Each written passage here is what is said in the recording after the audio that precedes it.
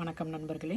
இன்றைக்கு சுவையான வெண்டைக்காய் புளிக்குழம்பு காரக்குழம்பு எப்படி செய்கிறதுன்னு செய்து காட்டுறேன். வாங்க பார்க்கலாம். அடுப்பில் வந்து ஒரு வானல் வச்சுக்கோங்க. அதில் வந்து நல்லெண்ணெய் சேர்த்துக்கோங்க. இந்த புளிக்குழம்புக்கு எண்ணெய் கொஞ்சம் தாராளமாக யூஸ் பண்ணணும். அடுப்போட தணலை வந்து குறைவாக வச்சுக்கோங்க. இப்போ வெண்டைக்காய் வந்து நான் சின்ன சின்ன துண்டாக வந்து நறுக்கியிருக்கிறேன். இந்த வெண்டைக்காயை நம்ம இதில் நல்லா வதக்கி எடுத்துக்க போகிறோம். உங்களுக்கு தேவையான அளவு வெண்டைக்காய் வந்து பயன்படுத்துங்க.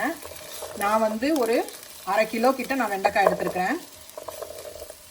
இப்போ வந்து மண் சட்டியை இன்னொரு அடுப்பில் வச்சு அதுலேயும் நல்லெண்ணெய் சேர்த்துக்கங்க. நம்ம இந்த சமையலுக்கு நல்லெண்ணெய் தான் பயன்படுத்துகிறோம், அதுதான் டேஸ்ட்டாக இருக்கும்.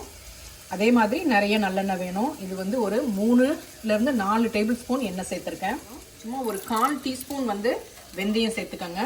தாளிக்கிறதுக்கு வந்து இதுக்கு கறி வடகம் இல்லைன்னா கருவடகம்னு சொல்லுவாங்க, அதை தான் போட்டு நம்ம தாளிக்கிறோம். கடுகு உளுத்தம்பருப்பெல்லாம் இல்லை.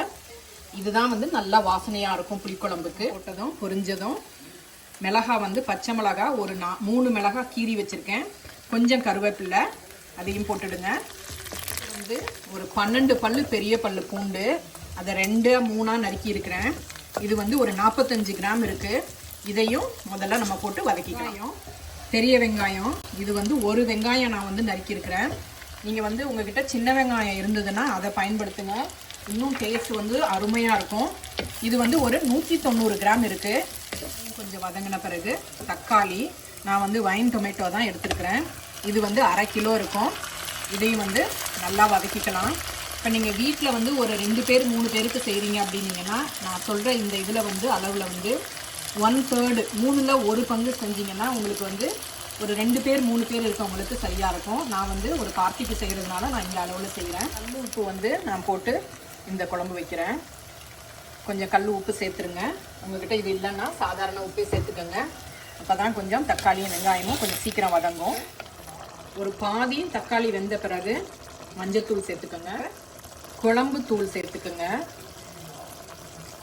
உங்களுடைய காரத்துக்கு தகுந்த மாதிரி சேர்த்துக்கங்க. நான் வந்து 2 டேபிள் ஸ்பூன் சேர்த்துருக்கேன். எனக்கு வந்து புளிக்குழம்பு வந்து ரொம்ப பிடிக்கும், புளிக்குழம்பு காரக்குழம்பு. ஆனால் நான் இந்த மெத்தடில் நான் வந்து சமைச்சதில்லை. ஒரு நாள் வந்து ஒரு ஃப்ரெண்டு வந்து என் வீட்டுக்கு எடுத்துகிட்டு வந்திருந்தாங்க. எனக்கு ரொம்ப பிடிச்சி போயிடுச்சு. அவங்களையே திரும்ப செஞ்சு காட்டுங்க அப்படின்னு சொல்லி செஞ்சேன். அவங்க மண் சட்டியில் செஞ்சாங்க. அதே மாதிரி குழம்புத்தூள் பயன்படுத்தினாங்க. என்கிட்ட குழம்புத்தூள் இல்லை. அவங்கக்கிட்டேயே குழம்புத்தூளையும் வாங்கிட்டு வந்துட்டு இன்னொரு ஃப்ரெண்டுக்கிட்ட மண் சட்டி வாங்கி நான் வந்து இப்போ இந்த சமையலை செஞ்சு காட்டிகிட்டு இருக்கேன். இப்போ மேலே எண்ணெய் கொஞ்சம் உங்களுக்கு வந்த பிறகு நல்லா வதங்கிருச்சின்னு அர்த்தம். இந்த சமயத்தில் புளி தண்ணி சேர்த்துக்கலாம். இந்த புளிக்குழம்பு வந்து புளிப்பு காரம் உப்பு எல்லாம் வந்து உங்களுக்கு கூட இருக்கணும். அதுக்கு தகுந்த மாதிரி நீங்கள் புளி தண்ணி சேர்த்துக்கோங்க. இப்போ ஒரு 10 நிமிஷம் கொதி வந்துருச்சு. இந்த சமயத்தில் வெண்டைக்காயை நான் நல்லா வதக்கி வச்சுருக்கிறேன். இந்த காயை இதில் நம்ம சேர்த்துடலாம். காய் போட்ட பிறகு அடுப்பு தணலை வந்து கொஞ்சம் குறைவாக வச்சுருங்க. ஏன்னா காயோடு சேர்ந்து இன்னும் கொஞ்சம் வத்தட்டும். இந்த மண் சட்டியை கொடுக்குறப்ப என்னோடய ஃப்ரெண்டு வந்து என் கண்ணையே நான் உங்ககிட்ட ஒப்படைக்கிறேன், விரிசல் உடைசல் இல்லாமல் திரும்ப பத்திரமா கொடுத்துருந்தாங்க. ரொம்ப நன்றி. இதுதான் வந்து நான் முதல் முறையாக வாழ்க்கையில் மண் சட்டியில் சமைக்கிறது. இது வந்து நல்ல சுவையாக இருக்குது. காயில் வந்து இன்னும் கொஞ்சம் ஏறணுங்கிறதுனால நான் வந்து அடுப்பை குறைவாக வச்சு இன்னும் கொஞ்சம் நேரம் வைக்க போகிறேன்.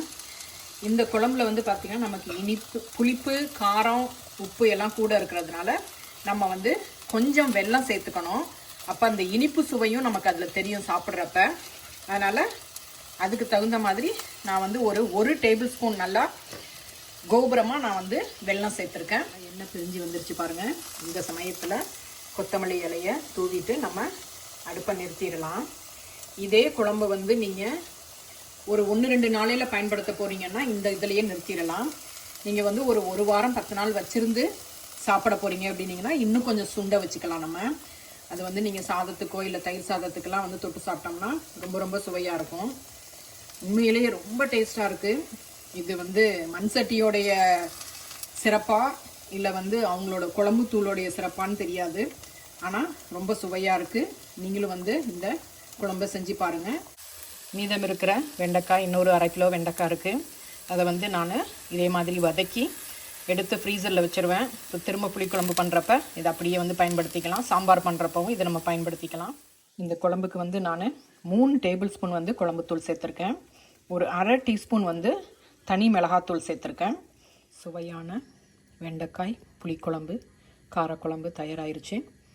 இதை வந்து நீங்கள் சுட சுட தயிர் சாதத்தில் நெய் சேர்த்தோ இல்லை நல்லெண்ணெய் சேர்த்தோ அப்பளம் இல்லைன்னா வேக வைத்த முட்டை வச்சு சாப்பிட்டிங்கன்னா ரொம்ப ரொம்ப சுவையாக இருக்கும். புளிக்குழம்பு உங்களுக்கு இது பிடிச்சிருந்ததுன்னா லைக் பண்ணுங்கள், ஷேர் பண்ணுங்கள், சப்ஸ்கிரைப் பண்ணுங்கள். என்ஜாய். தேங்க்ஸ் ஃபார் வாட்சிங்.